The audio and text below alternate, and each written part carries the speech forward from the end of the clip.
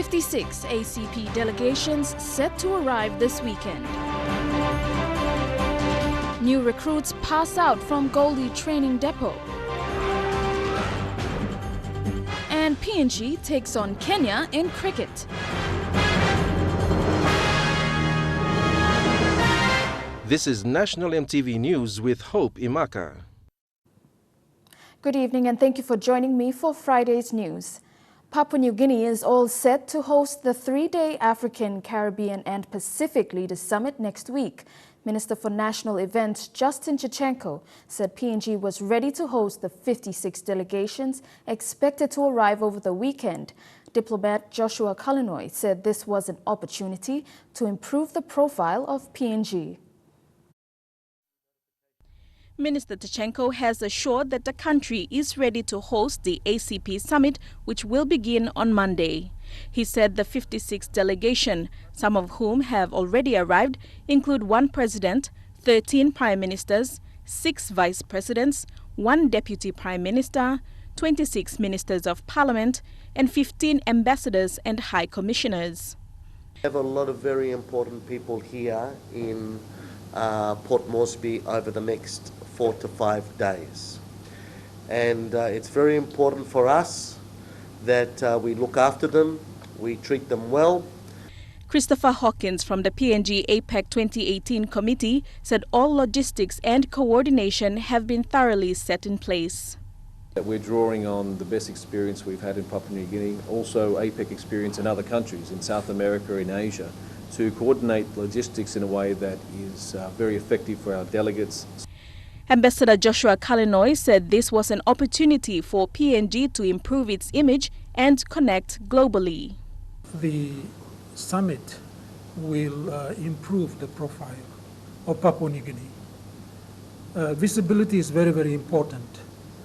The cost may be high, but the benefits are much higher.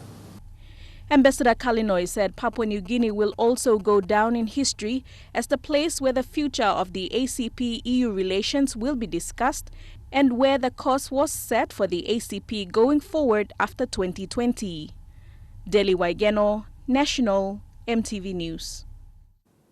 Coming off the back of a relatively successful consultative lands meeting in Lae City, the Lands Minister has highlighted that challenges in record keeping, land management and corruption still remain. So far, the department has sacked 8 senior officers due to corruption, and it still has to contend with a multi-million kina computerized land management system that stopped working. The Australian company and those involved are now being investigated. The lands consultation meeting in Lae brought together various stakeholders, including landowners from the Morbi province, Madang, East Sepik and Sundown. The meeting was to discuss the changes to the Land Act. But what has also stood out from this meeting has been the management of land titles and the state of affairs within the Lands Department. Since taking office, Lands Minister Benny Allen has been criticized over the corruption within the department. But he says confidence is slowly returning after 8 officers were sacked and particular emphasis given to in-house improvements. You know, it took me 4 years. 4 years to identify problems, identify who was who in that department. And then after I identified who was who, I said, okay, you will have to go. In the interest of this nation, you have to go. And then that is why the acting secretary came in. And he's a very strong person. A much talked about land management system was put in place at the Lands Department headquarters in Port Moresby. The system was supposed to reduce the amount of duplicate titles and put safeguards in place to protect against corruption. But the computer system collapsed. In total, the government spent close to 15 million kina in taxpayers' money for a system that didn't work. Now the Lands Department is carrying out an audit to find out why the Australian company engaged requested additional payments over the period of their contract. Those 8 officers are the ones that have left the department. Suspended, they are not at work. But there are others who have been suspended or demoted. Yeah, they've been demoted. There are so many of them. So we have made a lot of changes and tried to overhaul the department and make the system work. People must not wait. Outside of Port Moresby, lands officers continue to use systems used over the last 40 years. Record keeping is poor, and that's been a source of much frustration, especially for people who think they own land but later find out there's another title to that portion of land. Now, the minister will be taking a submission to Parliament to request for more funding to fix those internal problems. But with the financial situation, it's not sure how soon this urgent request will be treated. Scott Wide, National MTV News, Ley. Ley's Civil Registry Office has registered up to 45,000 of Morobe's population. It comes as a wake-up call for the province to invest more on civil registrations in the lead-up to next year's general election.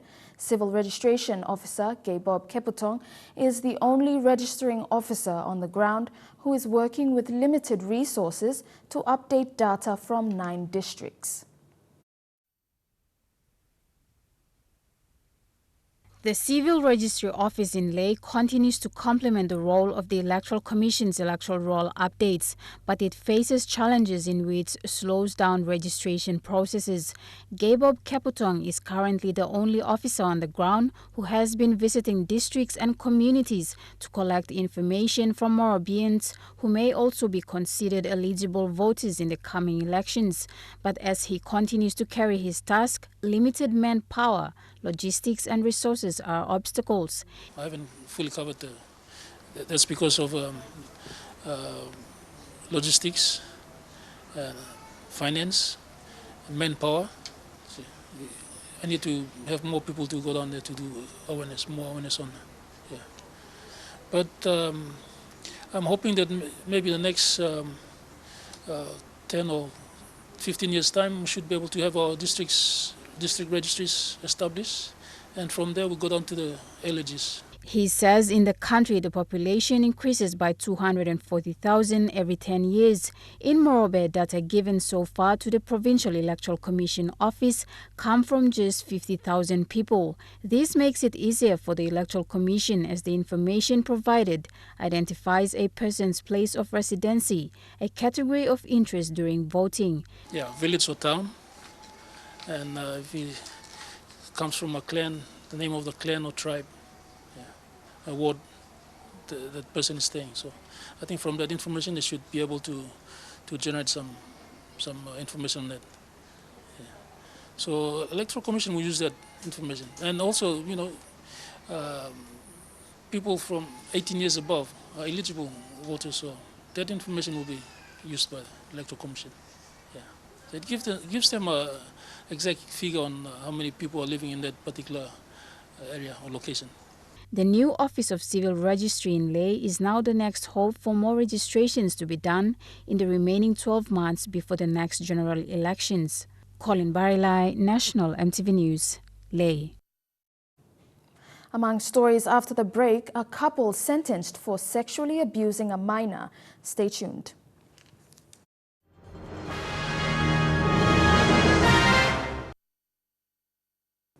Welcome back. The National Court in Ley today sentenced a man and a woman to 23 and 10 years, respectively, for sexually abusing a 13-year-old girl. Presiding Judge Fraser Pitpit initially sentenced Regina Bitton to 25 years, suspended 15 years from the sentence. Her husband, Gideon Pitton, will serve 23 years with hard labor after 2 years were deducted from his sentence due to time spent in remand.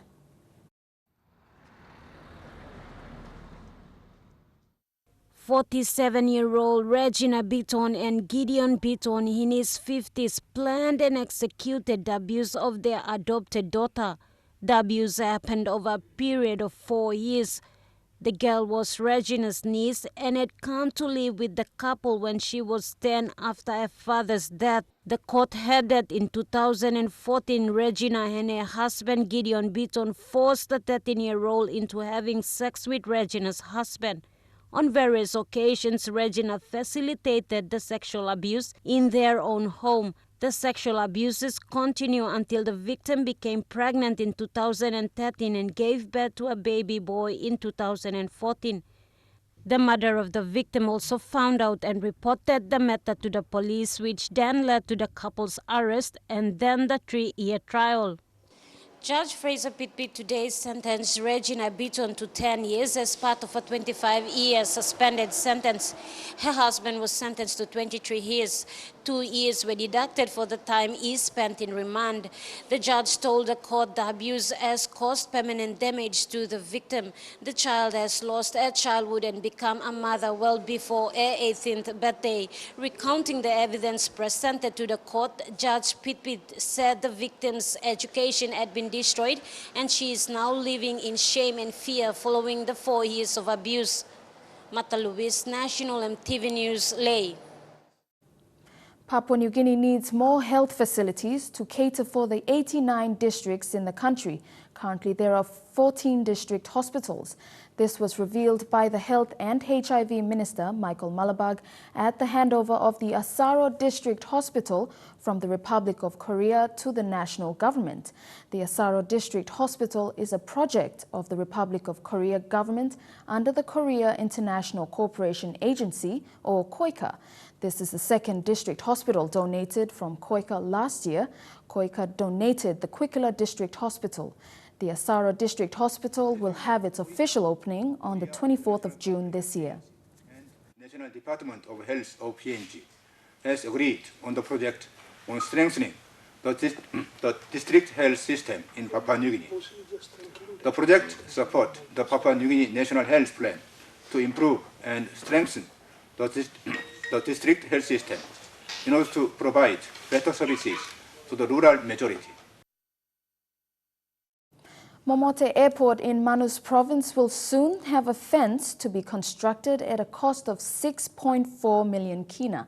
National Airports Corporation, together with Kowloon Estate, signed an agreement today to mark the start of this project.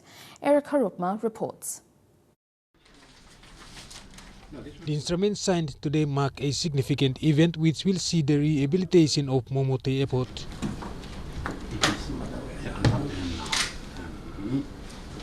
Under this agreement, Momote Airport will undergo a facial uplift with the installation of security fencing by national contractor Kowloon Estate Limited at a cost of 6.4 million kina. This project was funded by the Asian Development Bank under the Civil Aviation Investment Development called KEDIT, the implementing agency in the country. It's breaking new ground into the international arena, taking part in international competitive bidding. The acting CEO said as far as national participation is concerned, a nationally owned company is breaking grounds in the international arena, thus taking part in international bidding for an ADB-funded project. KEDIT Program Director Manuai Kamitan said since the program was introduced in 2010, more than 15 contracts have been awarded to foreign companies like Degenai and Global. He said contracts have been awarded above that level, thus this is the first time a contract was awarded to a nationally owned company. The KEDIT has entered into a contract with a fully fledged national company. No contract below that level of PNG contractors. So this is the first time.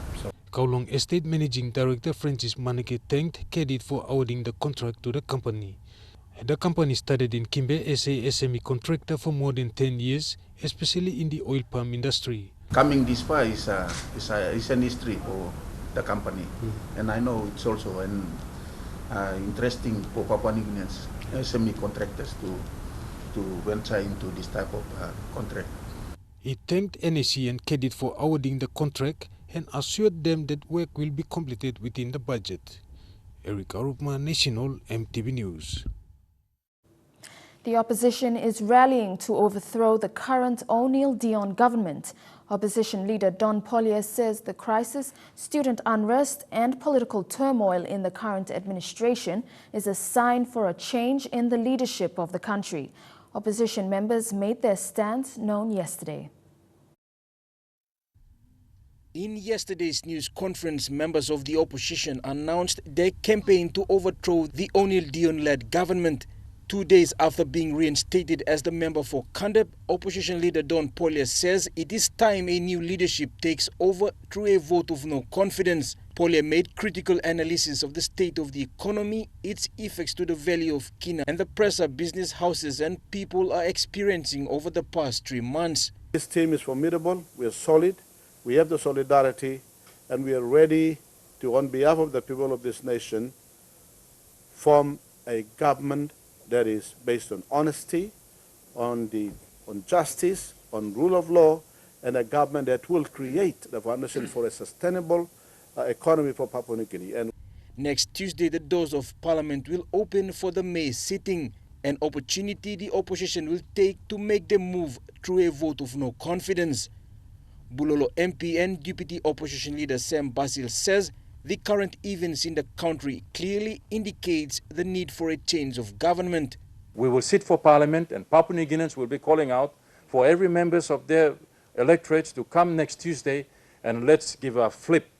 Over the past 2 weeks, the opposition numbers have slowly increased. Recent moves have seen the Kerema MP Richard Mendani and former Attorney General and Sinesine Yongomul MP Kerenga Kua joining the opposition team.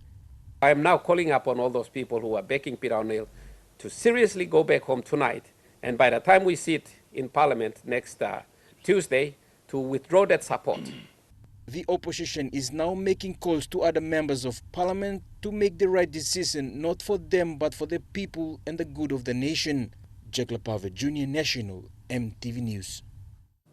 PNG's public curator Jacob Popuna says the public curator's office has not fully performed its responsibilities as it is underfunded. He says a backlog of land title issues and other issues involving assets of deceased people all over the country has not been resolved fully by his office. Mr. Popuna revealed this when speaking during the opening of the new NGI curator's office location in Kokopo today. The Public Curator's Office is one of the division under the Department of Justice and Attorney General, but it is a government division in need.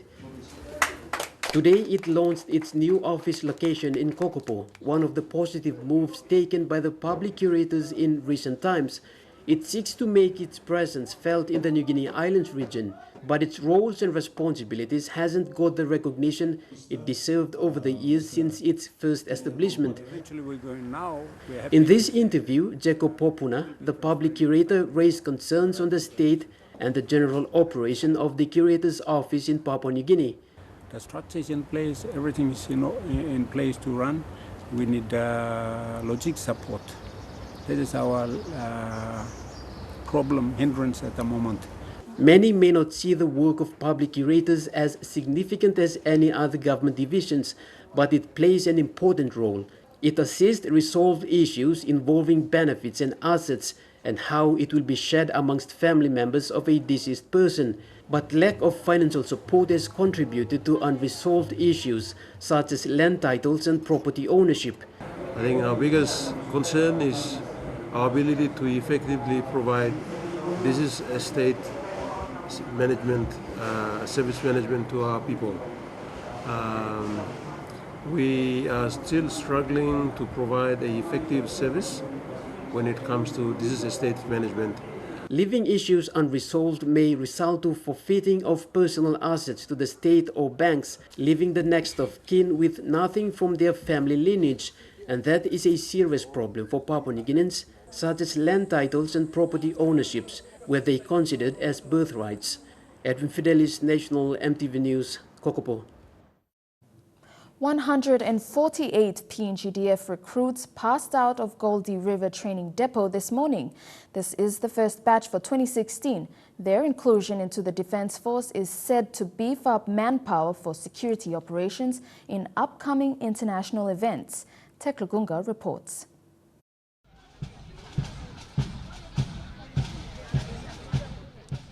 Colonel Ray Numa, the acting PNGDF commander, challenged the recruits to uphold the soldiers' creed during their probation and maintain discipline in both their professional and personal lives. I must therefore urge you all to strive to maintain a very high standard of discipline and professionalism.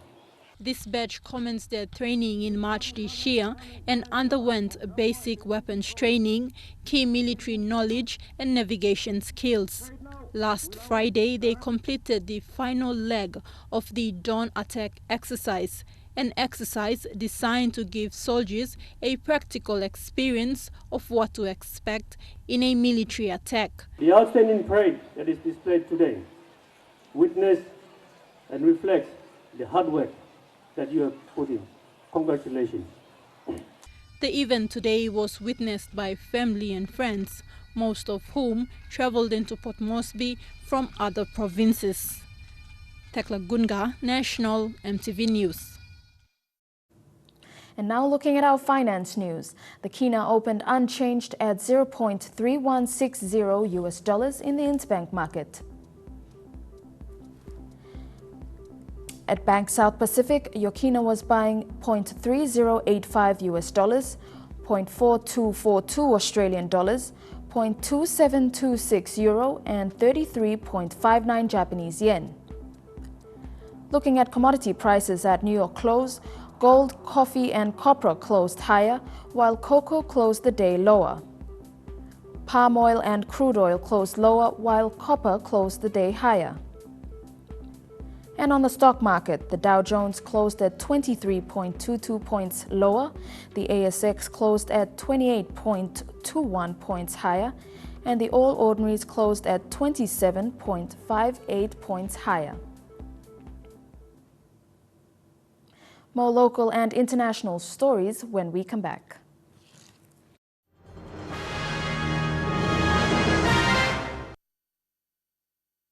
Welcome back to the news.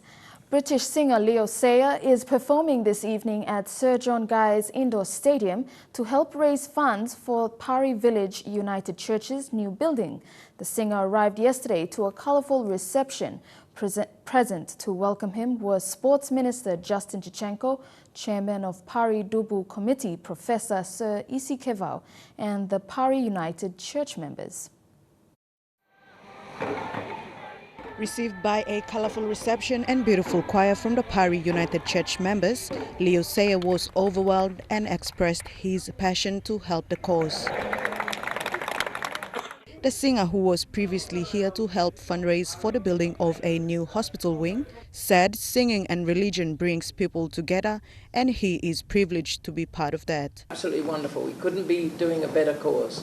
It's really good. And, you know, the nice thing is that you know, basically singing and religion brings people together, stops violence, brings communities together, makes people happy, makes people satisfied. So, you know, it's a really good thing. So for me to be part of that, I'm very honoured. Pari Dubu Committee Chairman Professor Isi Kevau expressed gratitude on behalf of Pari United Church and said they have been receiving a lot of support and they are thankful. All the committee members that have supported us you know, right in the end, when you see these jigsaw puzzle parts fitting into their rightful places, and you can have a look, you can just see the end product slowly coming out. That's one of the satisfactions. Leo Sayer will perform some of his greatest hits like I Love You More Than I Can Say,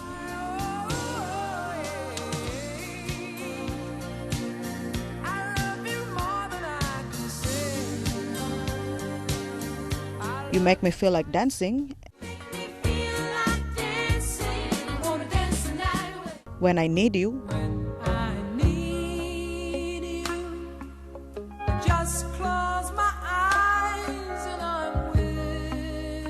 and many more. The event kicks off at 6 p.m. Dinero Strico, National EMTV News. Papua New Guinea's first performance at the Paseo Festival Village was from the East Sepik province.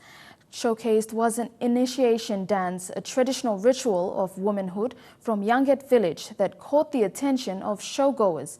Some who watched the performance described it as emotional, portraying Papua New Guinea's unique culture. Fabian Hakelitz files this report from Guam.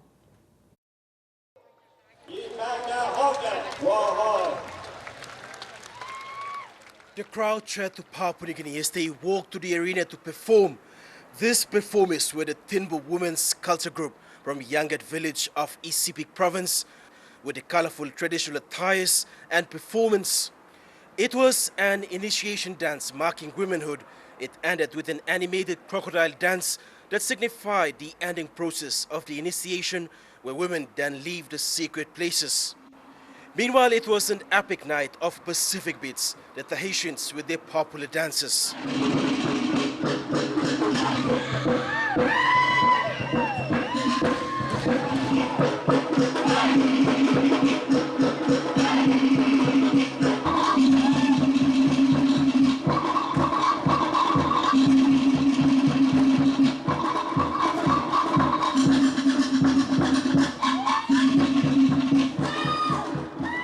And Papua New Guinea still has so many to offer to our fellow Pacific Islanders, including visitors to Guam.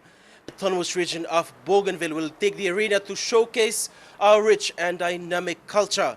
MTV News will bring you some highlights from the 12th Festival of Pacific Arts. Fabian Hakelitz, National MTV News, Guam.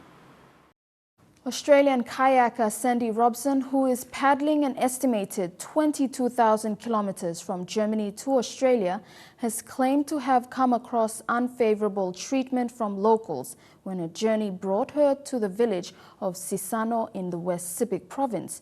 47-year-old Miss Robson started her 5-year journey in 2011 when she set off from Germany, retracing the 7-year voyage German canoeist Oscar Speck took in the 1930s.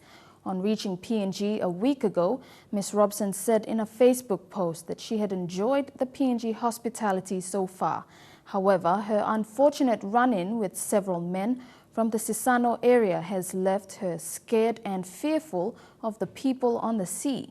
The world record holder claims to have been chased down yesterday and her kayak held before being released, then chased down again with a speedboat and had her sail mast removed whilst being videoed by one of the men. Robson then contacted help from friends who sent a boat out from Aitape to accompany her halfway to Tumlio Island, where she was given safe lodging. She is expected to reach the tip of Australia and complete her 5-year expedition by September 2016. Children's aid agencies have rallied together at the World Humanitarian Summit, calling for increased funding for education programs for millions of children displaced as a result of war or natural disasters. The gathering was held in Turkey's most populous city, Istanbul, on Tuesday, May the 24th. Non-governmental organizations said at the first ever World Humanitarian Summit being held in Istanbul that millions of children are missing out on school and are vulnerable to exploitation because of war or natural disasters. The conflicts that we see in the world today, including the Syrian conflict, are disastrous for children. Children make up half of those people who are fleeing their bombing, fleeing their homes. So of the 60 million refugees and displaced people, that's 30 million children. UN Secretary General Ban Ki-moon, who called the summit in Turkey, has said the world is facing its worst humanitarian situation since World War II. About 130 million people are affected by war or natural disasters, and some 60 million have been forced to flee their homes. EU police reports earlier this year revealed that some 10,000 unaccompanied migrant children who had fled to Europe had disappeared, many of them believed to have fallen into the hands of traffickers. Williams said a whole generation of children had been lost as a result of conflict. Lots of people are talking about lost generations. There are children who are stuck on the borders between Syria and neighbouring countries. There are children moving across Europe now who aren't properly documented and who will fall between the cracks. I don't think there's a risk of a lost generation. There is actually a lost generation. And this system, the humanitarian actors, need to get the funding to go and find these children and reunite them with their families and make sure that they are back in school and safe and actually have a viable future. Nearly 75 million children living in areas affected by war or natural disaster had their education disrupted last year, leaving them prey to child labor, trafficking and extremism, according to research published in March. Chief Executive of Save the Children International, Health Thorning-Schmidt, says funding is needed to provide education for children affected by conflict. UN Special Envoy Gordon Brown announced on Monday a crisis fund had been launched to raise $3.8 billion to help the millions of children missing out on school. The fund aims to help more than 13 million children and young people over the next 5 years and 75 million by 2030. Lorraine Gabina, EMTV World News. In a hotel near Cairo airport, relatives of the victims of the Egypt airplane that crashed last week gave DNA samples early this week to help identify body parts that have been recovered so far. Father of stewardess Samar Safwat, Ez El-Din Safwat, gave his blood sample, expecting to help identify the remains of his daughter. The head of Egypt's forensic authority dismissed a suggestion on Tuesday that the small size of the body parts retrieved indicated there was an explosion on board. Investigators struggling to work out why the Airbus 320 jet vanished from radar screens last Thursday with 66 passengers and crew on board are looking for clues in the human remains and debris recovered from the Mediterranean Sea so far. Today they are taking samples from the families of the victims. So far, I do not know what happened or if they found anything. They took samples from the families to analyze the DNA. In case they find someone, they can find a match and know who the person is. Safwat said that anything is possible, but it is still premature to predict the cause of the crash. He said he has no hope left that his daughter will be found alive. I have no hopes. The hopes are gone. I hope she is considered a martyr, and God be with us and with the families of those affected by the plane. I hope we follow her to heaven. An Egyptian forensic official said 23 bags of body parts have been collected since Sunday, the largest of them no bigger than the palm of a hand. The official, speaking on condition of anonymity, says their size suggested there has been an explosion, although no trace of explosives have been detected. But the head of Egypt's forensic authority says that the assessment was mere assumptions and that it was too early to draw conclusions. At least 2 other sources with direct knowledge of the investigation also said it would be premature to say what caused Egypt Flight 804 to plunge into the sea. Vanessa Knight, EMTV World News. An experimental plane in the United States, powered solely by energy from the sun, arrived in Lehigh Valley, Pennsylvania yesterday after taking off from Dayton, Ohio earlier in the day. It is the latest leg of its historic bid by pilots and developers to fly around the globe without a drop of fuel. Bertrand Piccard flew the single-seat Solar Impulse 2 aircraft. Staff at Solar Impulse's control room in Monaco could be seen cheering the plane's arrival on a live feed on the company's website. The 4 engines of the propeller-driven aircraft are powered exclusively by energy collected from more than 17,000 solar cells built into its wings. Excess energy is stored in 4 batteries during daylight hours to keep the plane flying after dark.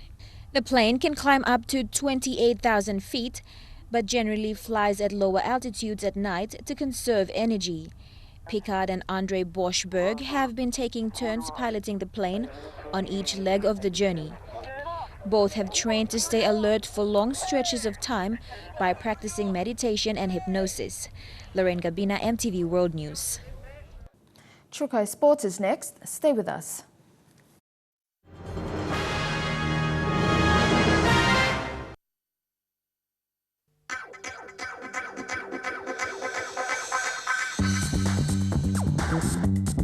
Trukai Sports.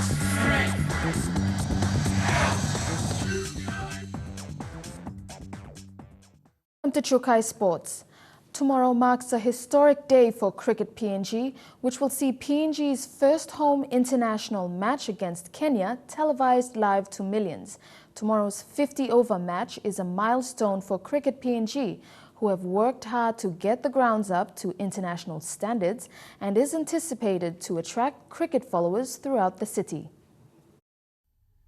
The PNG Herbal Barramundis are in final preparations ahead of the first international match on home soil tomorrow.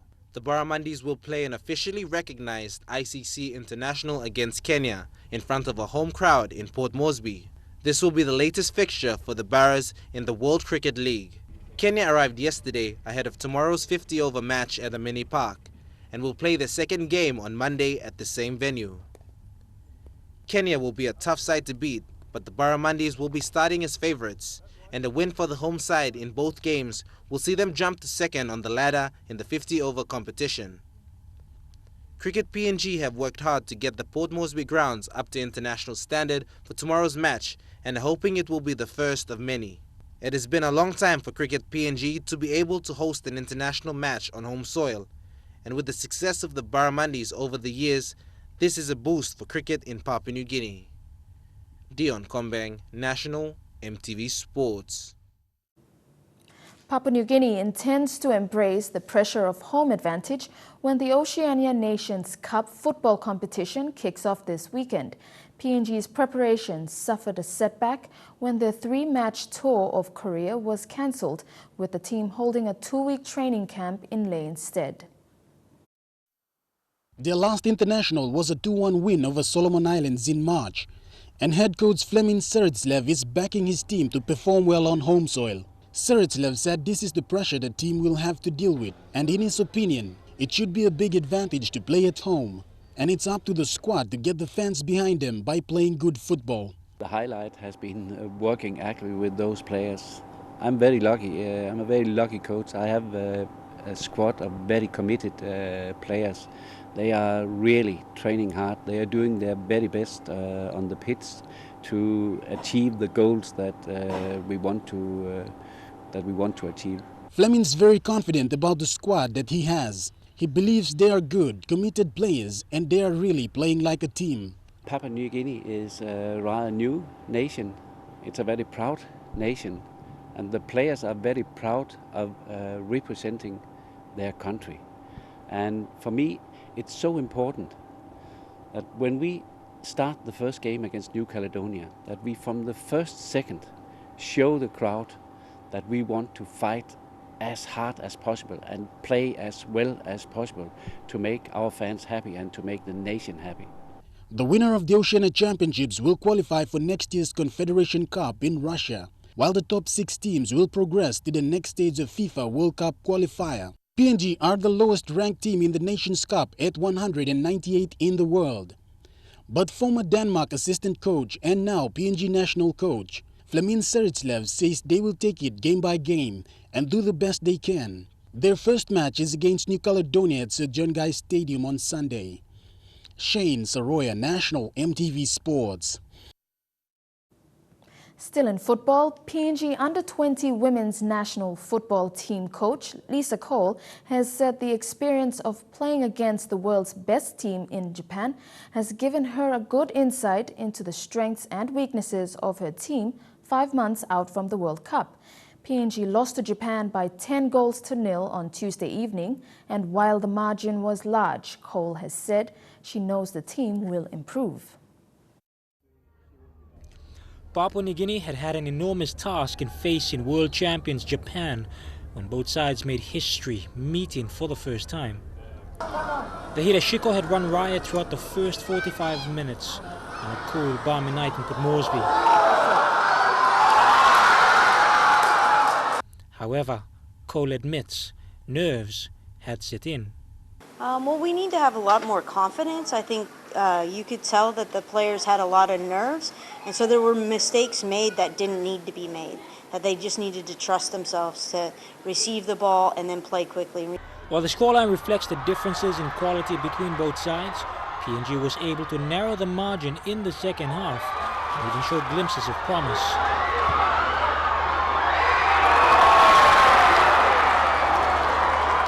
Something Cole is eager to foster over the coming months. I think that people need to be realistic about where we are. So 2 years ago, that team, that age group of girls in Japan, won a world championship. They won the World Cup. So 2 years ago, and then 4 years ago, they were competing in a U15 World Cup. Some of my players got their first international cap against Japan. So the number of games this group has played, those things like that, we're playing catch up. Papua New Guinea's next match is on Monday evening against the USA, and Cole says their physical approach will be another good test for the host nation. Jeremy Mogi, National, EMTV Sports. Trukai Sports continues after the break. Stay with us.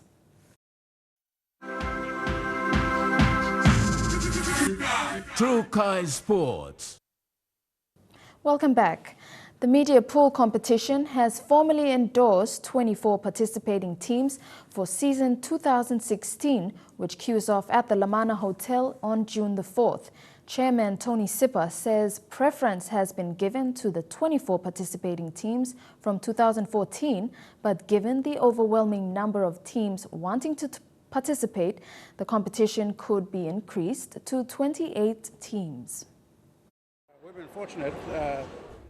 Mr. Sipper, however, has warned that his executives will be monitoring the teams in the first 2 weeks of competition, and if they slip up in terms of forfeits, team registration or uniforms, they will have no option but to drop them and bring in the reserve teams. The 24 teams endorsed for the media pool competition season 2016 are Auditor General, City Hall, Cool Graphics, Crime Stoppers, Pebbles, DJAG, Education Media, Freelancers, Vamps Media, Telenet, Spin Doctors, Poinangu, Pacific MMI, Patrons, Parliament, Papuan Blacks, Helma Post Courier, Keleone, Lakatoi, Lamana, Nick Tosh, Newsmakers, Next of Kin, and Northeast Mirror. The 7 reserve teams are CRE, NIIB, B-Mobile, VT's National Teachers Insurance, 675, and NBC. Unfortunately, they are unable to fit all teams given the limited number of tables available, but Sipper says as the season progresses, adjustments would be made to accommodate all teams. Elijah Levet, National, EMTV Sports. Samoa faces defending OFC champions Tahiti on Sunday, and being the underdogs, Samoa is determined to compete against them and other Oceania nations at this level. Most of Samoa's preparations took place in New Zealand, and they are hoping to close the gap between them and other nations in the OFC. Team Tahiti is much younger than before, and in this competition that has conceded them at least favorites as well. A lot has changed for Team Tahiti as they brought only 6 players from the 2012 squad that lifted the trophy and went on to participate in the Confederations Cup in 2013. Tahiti coach Ludovic Grenier said, though young, they are here to play. That ends Trukai Sports. The weather details after the break. Trukai Sports.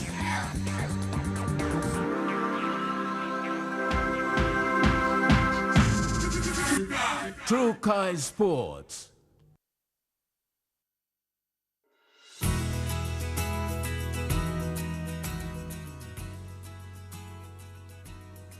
Your weather forecast for tonight and tomorrow. In the southern region, fine for Port Moresby, Kerema and Alatau, a shower or 2 for Daru, mostly fine, though chances of evening thunderstorms for Popondetta. In the Mamasa region, occasional thundery showers for Lae, mostly fine for Medang, and occasional thunderstorms for Wewak and Vanimo. In the New Guinea Islands, few late-night showers with chances of evening thunderstorms for Lorengau, and few showers with occasional thunderstorms for Kavieng, Kokopo, Rabaul, Kimbe and Buka. And in the Highlands region, thundery showers, then morning fog for all centres. And that's the news, sports and weather for tonight, Friday the 27th of May 2016. On behalf of the entire EMTV News team, I'm Hope Imaka. Pleasant viewing. Good night.